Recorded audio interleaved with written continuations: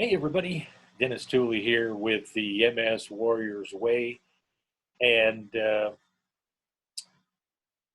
today we're going to be joined by another MS Warrior who I have known for a number of years now, gotten to be really good friends with because we actually met on the MS Cruise with MS Cruisers. And we'll talk a little bit, maybe a little bit about MS Cruisers, but she has a great deal of information and wisdom that she has acquired over the years of her journey with MS. She'll be joining us here in just a little bit, and her name is DeAnn Walter, and DeAnn will be joining us in just a little bit, and we're in for a great conversation here on the MS Warriors Way podcast. Well, hey, everybody, here I am visiting with my good friend, DeAnn Walter.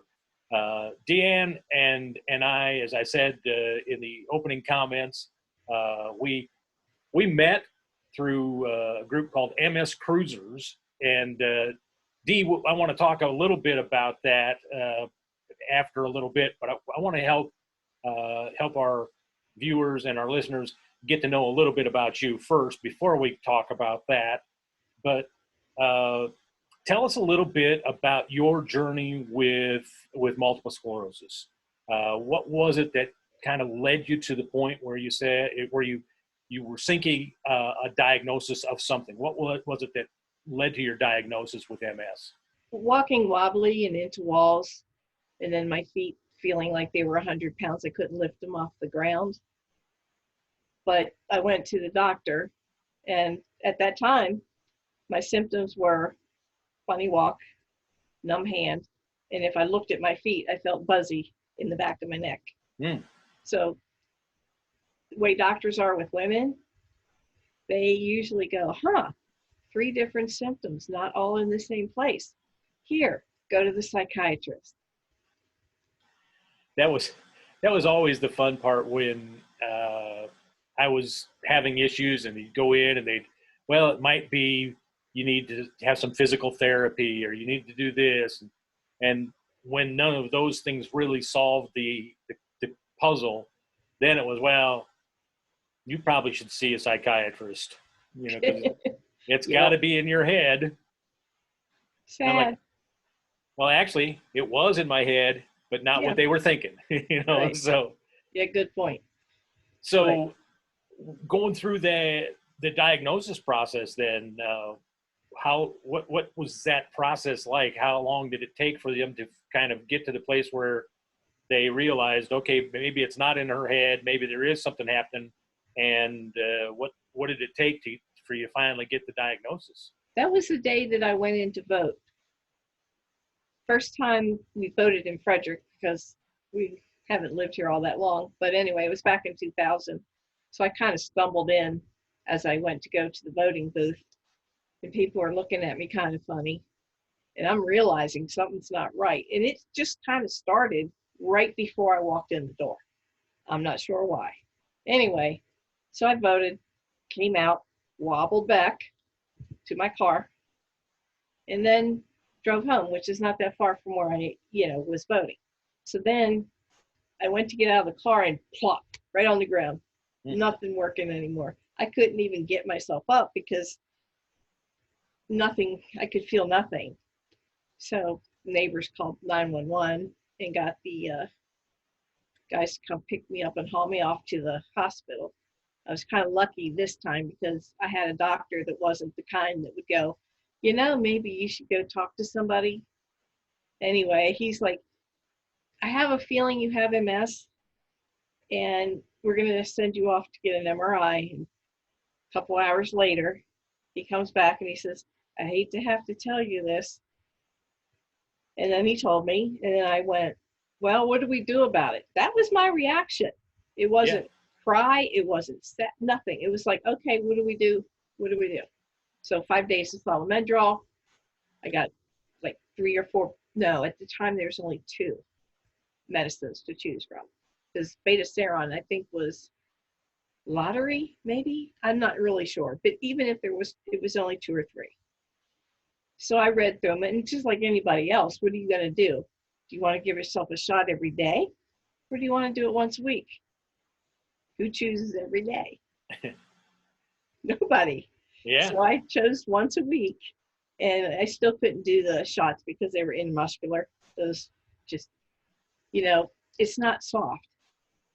So I got Lenny to do it. The nurses at my primary care doctor went ahead and trained him how to do it. So he did it, and I had to keep my cat occupied because the cat always wanted to bat at it.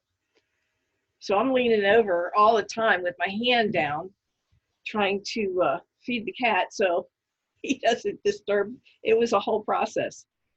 And so I started on that, but it didn't work so good. It was every 3 months I relapsed, regular, 5 days Stalmedrol every 3 months. So that would have been Avonex. Yes. Yeah. Yes, Avonex. Yeah. And I'm trying to remember exactly when, because Betaserin, Avonex, in 2000, they both were out, but I don't know, had Rebif been approved at that point? I didn't think so, because that was around the 2000, late 2002, 2003, some places when Rebif was approved. I got diagnosed in 2000. Yeah. But Copaxone was there. Copaxone was out at that point? Yeah. Okay. I guess I didn't realize that Copaxone was out that early. Anyway, I guess the issue though is when you learned that you were going to have to give yourself a shot and all of that. There was a little bit of a learning process, but what did you have to, what was the process? How did you process the whole thing of, when you found out, okay, this is what's going on now, how do I deal with it? What do I need to do to address it and move forward? That's one thing. But then to be told, well, in order to address it and to deal with it, now you're going to have to give yourself a shot and right. And what was your process in terms of just dealing with that as you were given that news? Actually, it was pretty easy because my allergist let me do my injections at home. So I was used to doing the shot thing. Okay. I wasn't used to the needle being this long, but it kind of just, it didn't disturb me because I was used to doing the shots for, Yeah. But it wasn't that bad once. Now, if I would have done Copaxone and had to do it every day, it might be a different story. But because I relapsed all the time, I was like, oh boy. So the doctor's talking to me about switching. And I'm looking at what else do we have? Copaxone. And around that time is when Tisabri was called Antigrin at the time, but Tisabri came on the market. And they said, well, there's going to be a 2-year clinical trial that includes Avonex at the same time as Tisabri together. So I didn't feel uncomfortable because I still had the shot and I wasn't worried about not getting the real drug versus placebo. But I was on the real thing because all of my symptoms stopped. And like probably a year and a half into it is when, no, wait a minute. No, I went on the drug after without Avonex, but like 6 months after I went on it and it came on the market is when the PML cases started to show up. So then I had to go off of it because they took it off the market. And I spent 8 months on Copaxone, hated it, absolutely hated it. Big welts, had the Copaxone heart attack. That's not fun. No. And do you know of that? I know about it. When I was on Copaxone, I didn't have that particular side effect or that particular aspect. I did get the site reactions and that.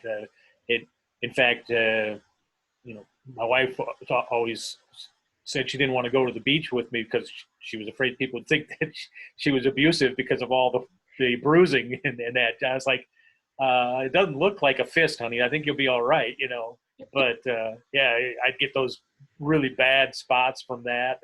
But yeah, it was.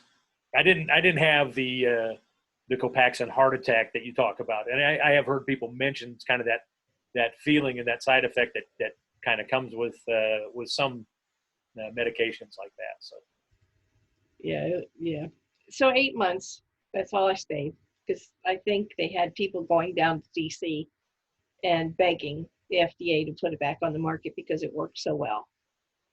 And I stayed on that until I got on Ocrevus. And so probably I had about 15 years in with Tisabri, and it worked for a long time, long time.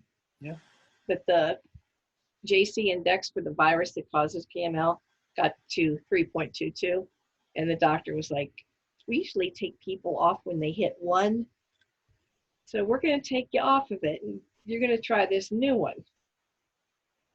And I'm scared because you get something every month, you kind of feel like you're doing something.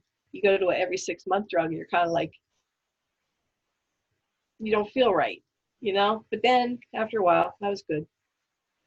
well, I know when I made that move from Copaxone to uh, Ocrevus, uh, I didn't have that hesitation because I was more than happy to no longer have to be part of the human pincushion brigade, and do the shots. Even though by that time I had gone to the 3 times a week, not every day, because they had made some alterations in the mechanism with Yeah. Copaxone, so you didn't have to do it every day.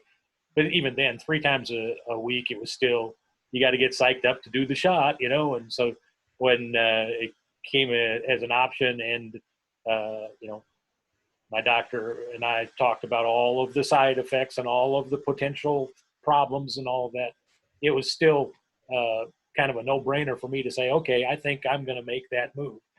And like you, I've been pleased with the results, and for me personally, I've done really well.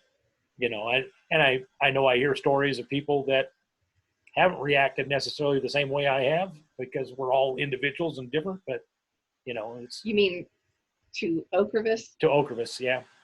You've done pretty good with that, haven't you? I really have. I've done really well. Um, and I don't, I always hope when I hear somebody saying that they're getting ready to start Ocrevus, they're hesitant or whatever. I can tell you that for me personally, I have not had any of the side effects that people talk about in terms of the infusion issues and that. Me Uh, either. I've been blessed there. I know people who have, so it's pretty easy for me to tell people, yeah, we all are different. You might have issues, I don't, but you know, uh, even even with that going into it, I was willing to try and see what it would take to deal with those issues if they did arise. Yeah. Because I know how during the infusion process, if somebody starts getting a little bit short of breath, they slow the infusion down. They administer some more. I wanted to say Sudafed, but I don't think that's what it is that they give us. Uh, Benadryl. Benadryl, that's it.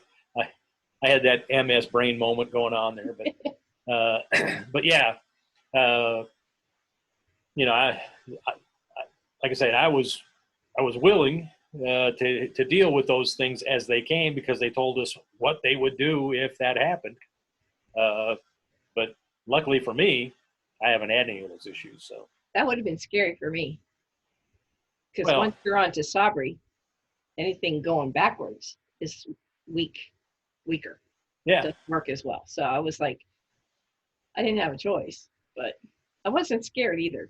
So since then, since you made that switch, how are things going for you?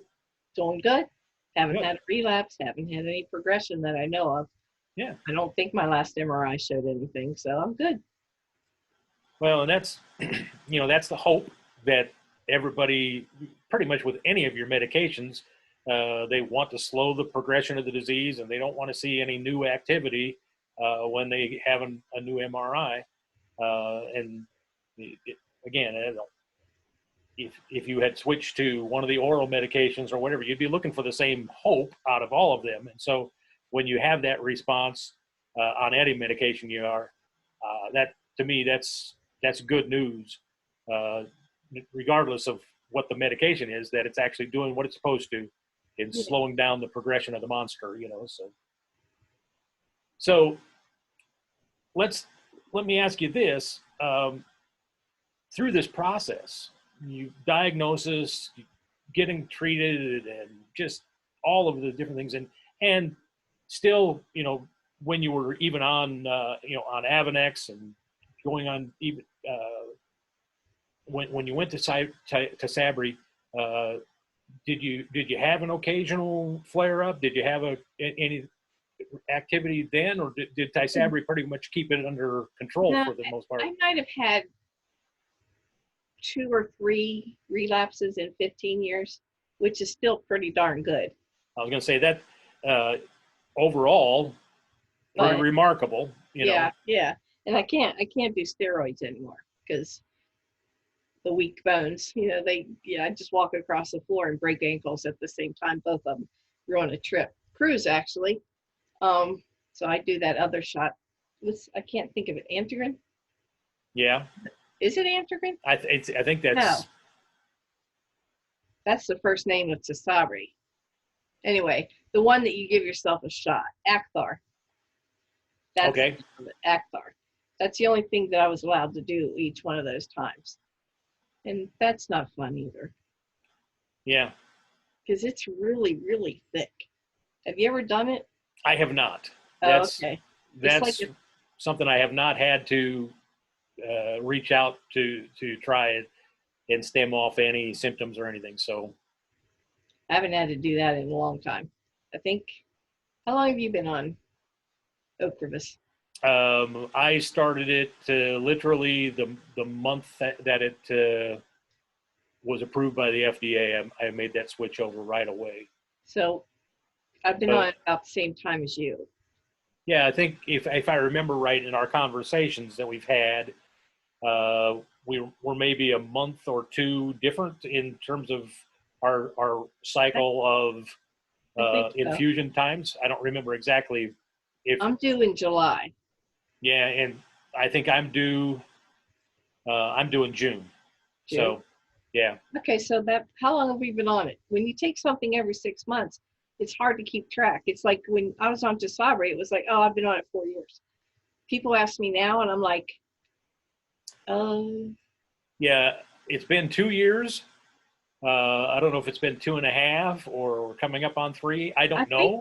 I've lost track. I think it's coming up on 3. Yeah. So I like you say, I've kind of lost track as to exactly when, how long ago it was. All I know is whether it's 2 or 3 years, I've been doing better. And so I'm not looking necessarily to when it all started. I'm just like living in the moment and enjoying it. So, yeah. So, Dee, let me ask you this.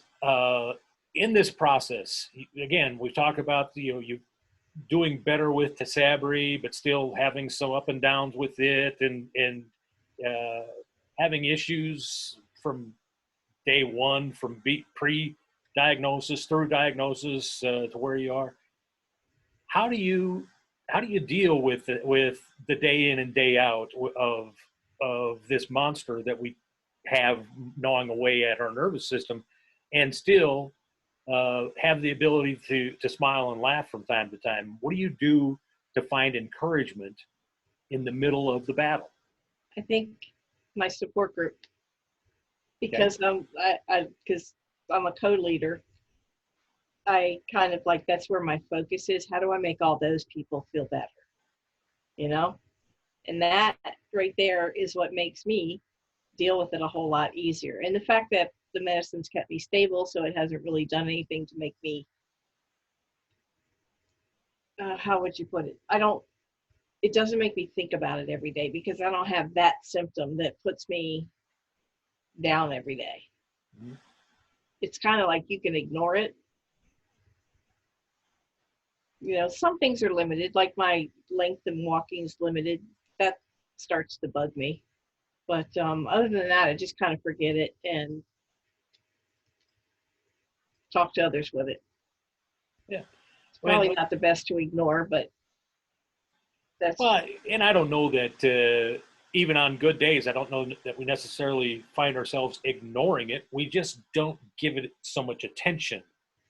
yeah, And it, I think to me, there's a difference between being in denial and trying to ignore it is, oh, I don't have any problems, but to just realize, okay, right now things are good, and so I don't want to really dwell on the MS or the negative part of this. I'm going to just be in the moment and go ahead and live life the way I want to, uh, in spite of knowing that the monster's there, but it's at bay right now. yeah, exactly. So let's talk then a little bit about when we met. Mm, We actually met on one of the MS Cruisers events, and to be real honest, I don't remember which boat we were on, which ship we were on, or the itinerary we were on. I just know we had a great time. I yeah, I do, don't I remember do either. remember that. But uh, tell me a little bit, because I know you've been participating with MS Cruisers a lot longer than I have. 2002, I found my first cruise card. You know those little plastic cards they give us? Yeah. It was 2002. That's how long I've been doing it. Wow. I only So missed one because of my ankles so so far. so tell me a little bit about you know that the experience that you've had, and go back to that first one maybe, and talk a little bit about that first cruise that kind of got you hooked or interested in doing more cruises, because if it's something you didn't enjoy, you probably would have gone home and go, I'm never doing that again. Well, I But did that after my honeymoon cruise because we were seasick the entire time because I think there was a hurricane on it, not there, but close enough to rock the boat. yeah. And when we got back, I'm like, never again, never again. Nope, nope, nope. And then I saw the advertisement for the MS cruise, and I'm like, yeah, we can do it. Maybe try. It's not that long. I think it was only a 5 day, so I didn't think it would be as bad as the whole 8 day. Yeah. So I talked to a couple friends of mine and Lenny and some other people that I worked with whose child has MS. Um, so going the first time, I wasn't with strangers. I had two people that I worked with. I had my husband, and then some guy that I worked with sent his daughter and her friend because she had MS. So I already have six people four people that I already know. So I'm not shy, but you put me out in water knowing nobody, you know, you don't feel right. But then I got to know the people and Alana. And so the next year I went again and again and again and again. And finally I went, yeah, this is cool. I'm going to keep doing this. It was nice. Well, I know that first cruise that Mary and I, excuse me, the first cruise that Mary and I went on. Oh no, I got this bug in my throat, so I apologize for that. Spring allergies. Yeah, not the COVID people, just a little bug. I got it cleared, a little bit of It's water, and it's almost clear. like you have to go out and explain if you accidentally sneeze or cough. Yeah, you cough, you're like, it's Get away, just get away. just a little scratch, nothing. But anyway, that first cruise that Mary and I were on, um, it was interesting because uh, I'm pretty outgoing. There's never been a question about that. My wife, on the other hand, she would prefer nobody look at her, nobody talk to her until she can kind of get a sense of who they are, what they are about, and then slowly ease into conversation with people. she's not as quick to jump in. And but that first cruise, we were set at the same table with you and Lenny, and and we really got to know you guys, and it was, to me, it was the best thing that could have happened, because Mary, my wife, had, she was so at home, so comfortable because of that she became a big fan of what was going on with the cruise. But on that first cruise, I hadn't met Alana, who runs MS Cruisers. Yeah. Had not met her, didn't really know much about her, or I saw something like you. I saw an ad. Hey, there's a cruise for MSers. Let's go. Let's get to know some other people with MS, because you get to hang out with people that understand you. You don't have to explain anything. They get it. Yeah. So let's go. And immediately I felt like family, and I remember going home from that first cruise saying to my wife, this was great, because we now have a larger family of people who understand MS. And I don't know if we can go every year, but I don't want to miss if we don't have to. And pretty much since then, we've been going every year. Well, with the exception of 2020, because now the cruise has been postponed, canceled, however you want to look at it. And so we're not doing anything in 2020. We got to wait till 2021 now. But the reality is there is this great sense of community, family that happens with the people that you get to meet on the cruise. Yeah. And I'm not shy, so I probably talked Mary's ear off the first year, didn't I? Well, I don't know. I know that I will tell you, it wasn't enough to annoy her or aggravate her, because we never had that conversation. And trust me, if you had annoyed her or aggravated her, she would have told me about that. I would have heard about it, but no, that never happened. So, but yeah, we just had a great time. So tell me then a little bit, because you've been doing this longer than Mary and I have been going. What were some of the things? What were some of the activities, the things that happened on the cruise that made you want to go back? I like the beach. No, not just that. The first couple of cruises we went on, there was did you know of the one where Terry Garr, right? Yeah. She was on one of the cruises with us. Okay. That was fun, because she became that person, not that star that's been in XYZ movies. So she became one of us, and you just hang out and talk and scooter race, whatever. And I remember that one being really a lot of fun. But that was back a long time ago, when the format was a little different. It was, this program, we're going to talk about medicine. This program, we're going to talk about what MS is. Like, you need to know that. We didn't need to know that. We had it. But so it wasn't as fun as it is now. Now we do fun stuff. We don't do the sit down, listen to a doctor. So I'm glad the change came around. But I just get to know people, and I just get to talk. And then I, just like you, I feel like they're family. And even if we didn't go on the cruise and we went somewhere else and did something else, I'd still be fine. Like when you came to Dutch's daughter, that was like getting the family together again. And Yeah. You guys got to meet my people here, which is kind of cool. And now Janine, Yeah. and John, Jackie on Facebook, but now they're mixed in with my cruise friends, so my support group, and that's kind of cool too. I really like that. It's like, well, and that was cool because they came on the last cruise with MS Cruisers, and they had made arrangements to have their wedding on the cruise. That was cool. And so to be able to be a part of a day that is so special for them, but as part of their MS family, and as part of their MS Cruisers family, to Mhm. be able to participate and be engaged in that. Um, it was an honor for us just to be involved in helping them celebrate that great day for them on an awesome cruise, I know it was awesome, wasn't it? And That was, so, yeah. So, Dee, let me kind of change directions here just a little bit before we have to go.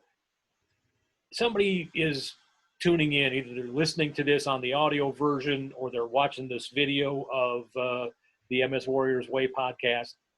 What words of encouragement or what words of challenge might you have for somebody who is listening in?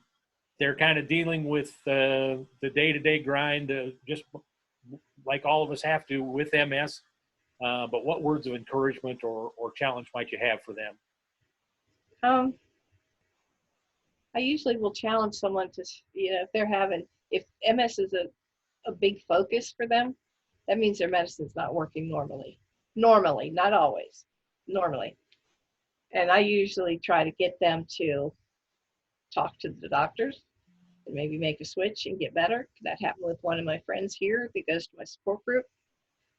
She was using forearm crutches. And I usually don't bug people to talk to doctors about medicine. I'm not as forceful as I was with her. But I kept bugging her, bugging her, bugging her.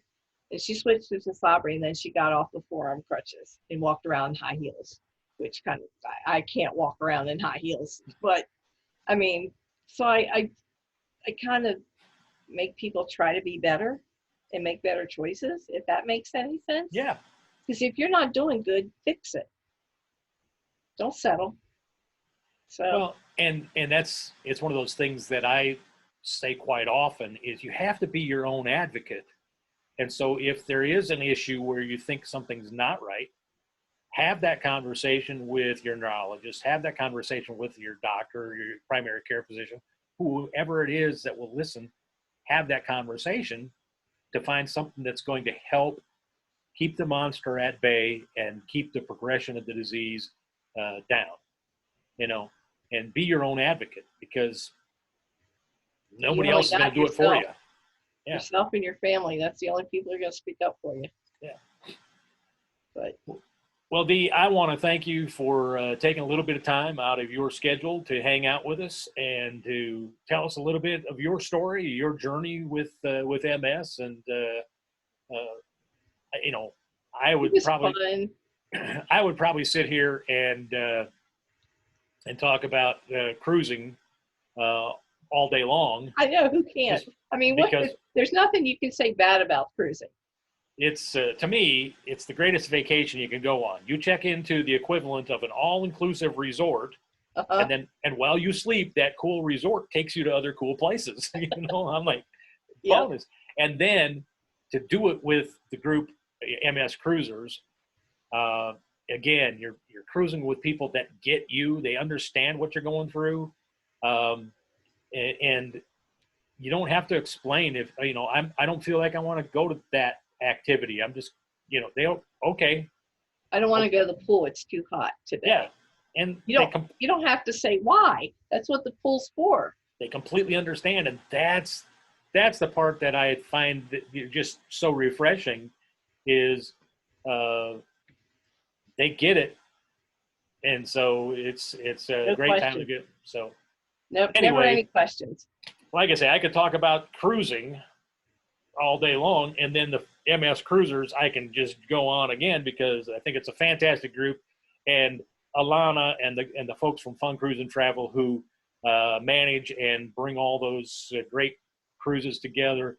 They do such a fantastic job, and Alana's heart is just she goes out of her way to take ultimate care of us when we're on the cruise, Yeah, and she does not many just an travel agents. amazing job.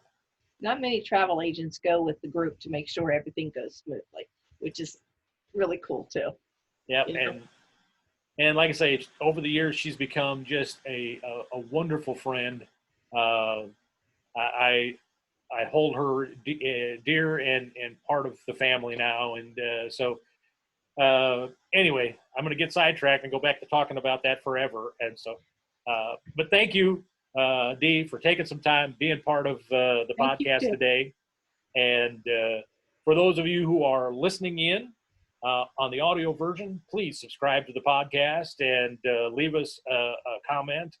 Let us know how we can make any improvements, or if there's subjects or topics you want us to address. Please, by all means, let us know. We'll get right to that. For those of you who are watching the podcast on the MS Warriors Way on YouTube, please go down there. I got to get this down. There's a subscribe button over here, I think. And then there's like a thumbs up thing that you can say, hey, I like this one. So give us that. And then way over here, I think there's like this little doorbell thing, looking bell thing. If you click on that, it'll inform you when any new episodes come up. And, you can know right away, so you can jump on and catch the new episodes. So please subscribe and like us and let us know what we can do to improve. And we'll do everything we can to bring you more content and good quality content for you here on the MS Warriors Way podcast. So until next time, please take good care of yourself and live your life with some positive outlook, and do what you can to grab the most out of life every day, and do it the Warriors way. Yep.